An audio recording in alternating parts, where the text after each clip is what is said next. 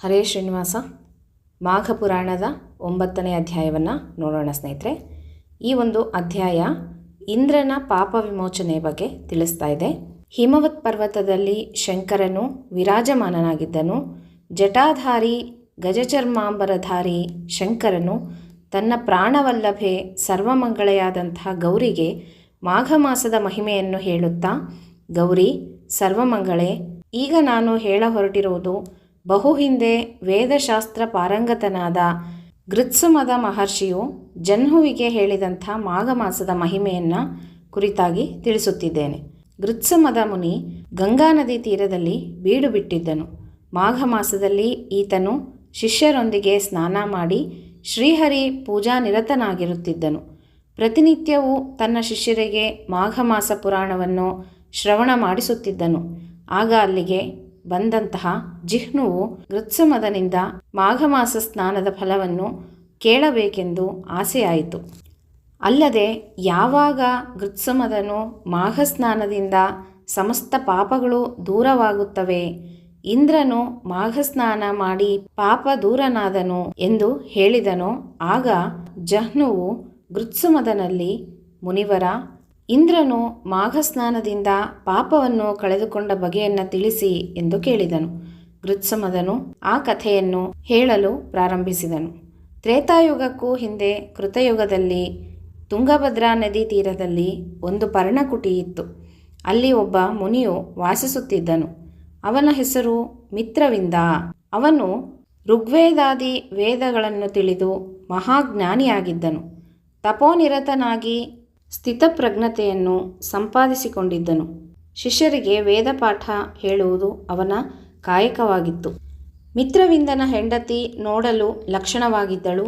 ತುಂಬ ಯೌವನದಲ್ಲಿದ್ದ ಅವಳು ಅಧಿಕ ಕಾಮಿಯಾಗಿದ್ದಳು. ಒಂದು ದಿನ ಅವಳು ಪ್ರಾತಃ ಕಾಲ ಋತುಸ್ನಾನವನ್ನು ಮಾಡಿ ಕೂದಲನ್ನೊಣಗಿಸುತ್ತಾ ಬಿಸಿಲಿನಲ್ಲಿ ನದಿ ತೀರದಲ್ಲಿ ಕುಳಿತಿದ್ದಳು. ಆ ಸಮಯದಲ್ಲಿ ಗಗನ ಮಾರ್ಗದಲ್ಲಿ ಸುರಲೋಕದ ಅಧಿಪತಿ ದೇವೇಂದ್ರನು ಅಷ್ಟದಿಕ್ಪಾಲಕರೊಡಗೂಡಿ ರಾಕ್ಷಸರ ಸಂಹಾರಕ್ಕಾಗಿ ಹೋಗುತ್ತಿರಬೇಕಾದರೆ ಮುನಿಪತ್ನಿಯನ್ನು ಕಂಡನು. ಅವಳ ಲಾವಣ್ಯ ಮತ್ತು ಯೌವನ ಸಹಜವಾದಂಥ ದೇಹ ಸಂಪತ್ತನ್ನು ನೋಡಿ ಅವಳನ್ನು ಕೂಡಲೇ ರಮಿಸಬೇಕೆಂದು ಹಾಗೂ ಅವಳೊಂದಿಗೆ ಸಂಪರ್ಕ ಪಡೆಯಬೇಕೆಂದುಕೊಂಡನು. ಅವನಿಗೆ ಅವಳಲ್ಲಿ ಮೋಹ ಉಂಟಾಯಿತು. ಆದರೆ ಆಗ ಸಂದರ್ಭ ಸರಿಯಿರಲಿಲ್ಲ. ಬೇಗನೆ ಯುದ್ಧ ಮಾಡಿ ರಾಕ್ಷಸರನ್ನು ಜಯಿಸಿ ಮಿತ್ರವಿಂದನ ಪರ್ಣಕುಟಿಯ ಬಳಿಗೆ ಬಂದನು. ಕಾಮಾಂಧನಾಗಿದ್ದ ಅವನು ಮಿತ್ರವಿಂದನ ಪತ್ನಿಯನ್ನು ಭೋಗಿಸಲು ಸಮಯ ಕಾಯುತ್ತಾ ಇದ್ದನು. ಆಗ ರಾತ್ರಿಯಾಗಿತ್ತು. ಪರ್ಣಕುಟಿಯಲ್ಲಿ ಮಿತ್ರವಿಂದನು ಅವನ ಪತ್ನಿಯೂ ಇದ್ದುದರಿಂದ ದೇವೇಂದ್ರನು ಒಳಗೆ ಹೋಗಲಾಗಲಿಲ್ಲ.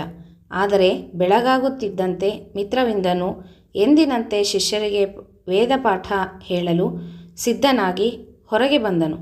ಅದೇ ಸಮಯ ಕಾದಿದ್ದು ಅತಿಕಾಮಿ ದೇವೇಂದ್ರನು ಪರ್ಣಕುಟಿಯೊಳಗೆ ಬಂದು ಮುನಿಪತ್ನಿಯನ್ನೆಬ್ಬಿಸಿ ಅವಳನ್ನುದ್ದೇಶಿಸಿ ಸವಿನುಡಿಗಳನ್ನಾಡಿದನು. ಸುಂದರಿ, ನಿನ್ನನ್ನು ಬೆಳಗ್ಗೆ ನೋಡಿದಾಕ್ಷಣ ನನಗೆ ನಿನ್ನಲ್ಲಿ ಮೋಹ ಉಂಟಾಯಿತು.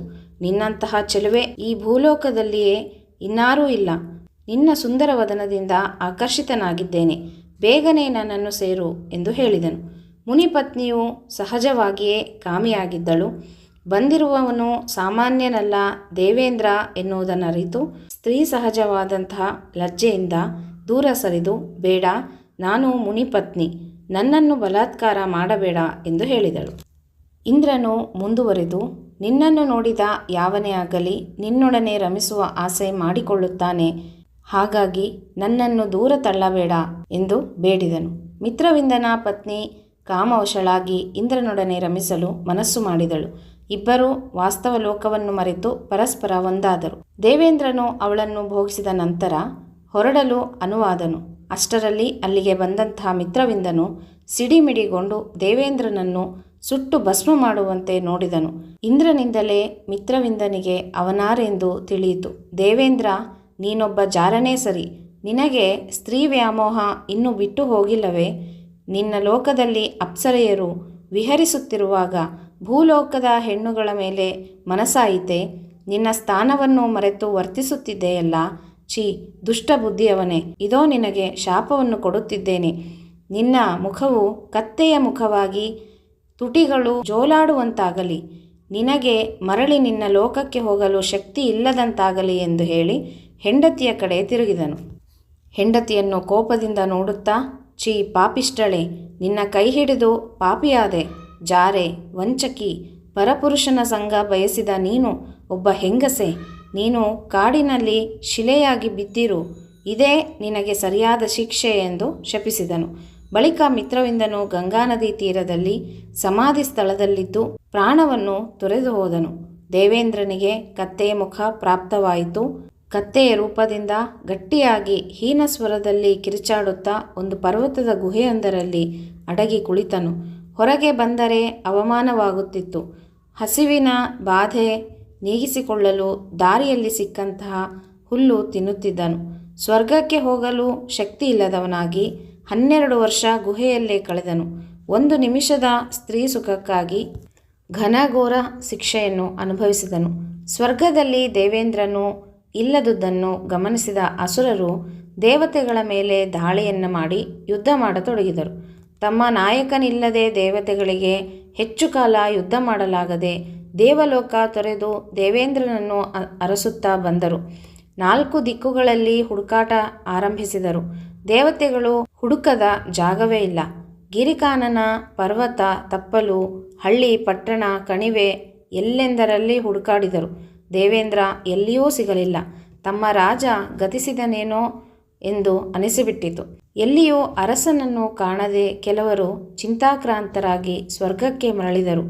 ಕೆಲವರು ಇಂದ್ರನನ್ನು ಹುಡುಕಿ ಪಡೆಯದೆ ಅಮರಾವತಿಗೆ ಹಿಂತಿರುಗಬಾರದು ಎಂದು ಹುಡುಕುತ್ತಾ ಒಂದು ಸಮುದ್ರ ತೀರಕ್ಕೆ ಬಂದರು. ಆಗ ಮಾಘ ಮಾಸ ಕಾಲ. ಬೆಳಿಗ್ಗೆ ಸೂರ್ಯೋದಯವಾಗುತ್ತಿರುವಾಗ ಗಗನ ಮಾರ್ಗದಿಂದ ಕೆಲವರು ಮುನಿಗಳು ಸಮುದ್ರ ಸ್ನಾನಕ್ಕಾಗಿ ಬಂದರು. ಅವರೆಲ್ಲ ಶ್ರದ್ಧಾಭಕ್ತಿಗಳಿಂದ ಸಮುದ್ರದಲ್ಲಿ ಮಾಘ ಸ್ನಾನವನ್ನು ಮಾಡಿ ಬಳಿಕ ಎಲ್ಲರೂ ಮಂಡಲ ರಚಿಸಿ ಶ್ರೀಹರಿಯನ್ನು ಧೂಪ ದೀಪ ನೈವೇದ್ಯಗಳಿಂದ ಪೂಜಿಸಿದರು. ಮಾಘ ಮಾಸದ ಮಹಿಮೆಯನ್ನು ಒಬ್ಬರಿಗೊಬ್ಬರು ಹೇಳಿಕೊಂಡರು. ದೇವತೆಗಳಿಗೆ ಋಷಿಗಳು ಕೈಗೊಂಡ ವ್ರತವು ಶುಭಕರವೆಂದು ತೋರಿತು. ಅವರೆಲ್ಲ ಮುನಿಗಳ ಬಳಿಗೆ ಬಂದು, ಮಹನೀಯರೇ, ತಾವೆಲ್ಲರೂ ಒಟ್ಟಾಗಿ ಆಚರಿಸುತ್ತಿರುವ ಈ ಪುಣ್ಯಪ್ರದವಾದಂಥ ವ್ರತ ಯಾವುದು? ಇದನ್ನಾಚರಿಸುವುದರಿಂದ ಬರುವ ಫಲವೇನು? ನಾವು ಈ ವ್ರತ ಕೈಗೊಳ್ಳಬಹುದೇ? ದಯವಿಟ್ಟು ತಿಳಿಸಿ, ಪುಣ್ಯ ಕಟ್ಟಿಕೊಳ್ಳಿ ಎಂದು ಕೇಳಿದರು. ಮುನಿಗಳು ದೇವತೆಗಳ ಕೋರಿಕೆಗೆ ಇಲ್ಲವೆನ್ನದೆ, ದೇವತೆಗಳೇ, ಯಾರು ಬೇಕಾದರೂ ಈ ವ್ರತವನ್ನು ಆಚರಿಸಬಹುದಾಗಿದೆ. ಇದನ್ನು ಮಾಘ ಮಾಸದ ವ್ರತ ಎನ್ನುವರು. ಈ ವ್ರತಾಚರಣೆಯಿಂದ ಎಲ್ಲ ಪಾಪಗಳು ನಶಿಸುವವು. ಸೂರ್ಯನು ಮಕರ ರಾಶಿಯಲ್ಲಿರುವಾಗ ಸೂರ್ಯೋದಯ ಕಾಲದಲ್ಲಿ ಮಾಘ ಸ್ನಾನ ಮಾಡುವವನು ಪಾಪದಿಂದ ಬಿಡುಗಡೆ ಹೊಂದಿ ಮುಕ್ತಿಯನ್ನು ಹೊಂದುವರು. ಶುಭೋದಯದಲ್ಲಿ ಶ್ರೀಹರಿಯನ್ನು ಪೂಜಿಸುವವನು ಶ್ರೀಹರಿ ಸಾಯುಜ್ಯವನ್ನು ಪಡೆಯುವನು. ಮಾಘ ಶುಕ್ಲ ಚತುರ್ದಶಿ ಪೌರ್ಣಿಮೆ ತಿಂಗಳಲ್ಲಿ ಮಾಘ ಸ್ನಾನ ಮಾಡಿ ನಾನಾ ವಿಧ ದಾನಗಳನ್ನು ಮಾಡುವವರು ವಿಷ್ಣು ಲೋಕ ಸೇರಿ ಶ್ರೀಹರಿಯ ಸಾಮೀಪ್ಯ ಇರುತ್ತಾರೆ. ಈ ವ್ರತ ಋಷಿಮುನಿಗಳಿಗೂ ದಾಂಪತ್ಯ ಜೀವನ ನಡೆಸುವವರಿಗೂ ಉಪಯುಕ್ತವಾಗಿದೆ. ಮಾಘ ಸ್ನಾನವನ್ನು ಚಳಿಗೆ ಹೆದರಿ ಮಾಡದಿದ್ದರೆ ನೀಚ ಜನ್ಮವನ್ನು ಪಡೆದು ಅಪಾರ ಹಿಂಸೆ ಅನುಭವಿಸುವರು. ಮರುಜನ್ಮದಲ್ಲಿ ಚಾಂಡಾಲರಾಗಿ ಹುಟ್ಟುವರು. ಚಾಂಡಾಲನಾದವನೇ ಮಾಘ ವ್ರತ ಆಚರಿಸಿದ್ದಲ್ಲಿ ಪುಣ್ಯವಂತನಾಗಿ ಉತ್ತಮ ಕುಲದಲ್ಲಿ ಹುಟ್ಟುವನು. ಒಟ್ಟಿನಲ್ಲಿ ಮಾಘ ವ್ರತ ಶುಭಕರವಾದುದಾಗಿದೆ. ನೀವು ಇದನ್ನು ಆಚರಿಸಿ ನಿಮ್ಮ ಅಭೀಷ್ಟಗಳನ್ನು ಈಡೇರಿಸಿಕೊಳ್ಳಿ ಎಂದು ಹೇಳಿದರು. ದೇವತೆಗಳಿಗೆ ಸಂತೋಷವಾಯಿತು. ಅವರು ತಮ್ಮ ರಾಜ ದೇವೇಂದ್ರನನ್ನು ಕಾಣದೆ ಪರಿತಪಿಸುತ್ತಿದ್ದರು. ಮಾಘ ಸ್ನಾನದಿಂದ ತಮ್ಮ ಕಾರ್ಯ ಸಿದ್ಧಿಯಾಗುವುದೆಂದು ಬಗೆದು ಎಲ್ಲರೂ ಸಮುದ್ರ ಸ್ನಾನವನ್ನು ಮಾಡಿ ಶ್ರೀಹರಿಯನ್ನು ಧ್ಯಾನಿಸುತ್ತಾ ಷೋಡಶೋಪಚಾರ ಪೂಜೆ ನಿರ್ವಹಿಸಿದರು. ಭಗವಂತನಾದಂಥ ವೈಕುಂಠಾಧಿಪತಿ ಲಕ್ಷ್ಮೀ ಸಮೇತನಾದ ನಾರಾಯಣನನ್ನು ಕುರಿತು ದಿವ್ಯ ಸ್ತೋತ್ರವನ್ನು ಮಾಡಿದರು. ದೇವತೆಗಳ ಭಕ್ತಿಗೆ ಮೆಚ್ಚಿ ಮಹಾವಿಷ್ಣುವು ಪ್ರಸನ್ನನಾಗಿ ಶಂಖ ಚಕ್ರ ಗದಾಪಾಣಿಯಾಗಿ ಲಕ್ಷ್ಮೀ ಸಮೇತನಾಗಿ ದರ್ಶನವಿತ್ತನು. ದೇವತೆಗಳು ಕೃತಾರ್ಥರಾದೆವು, ಅನುಗ್ರಹಿಸು ಸ್ವಾಮಿ ಎನ್ನುತ್ತಾ ಶ್ರೀಹರಿಗೆ ನಮಸ್ಕಾರ ಮಾಡಿ ಪುನಃ ಅವನನ್ನು ಸ್ತುತಿಸಿದರು. ಇತಿ ಶ್ರೀ ಮಾಘ ಪುರಾಣ 9ನೇ ಅಧ್ಯಾಯ ಸಂಪೂರ್ಣವಾಗಿದೆ. ಶ್ರೀಕೃಷ್ಣ ಅರ್ಪಣಮಸ್ತು.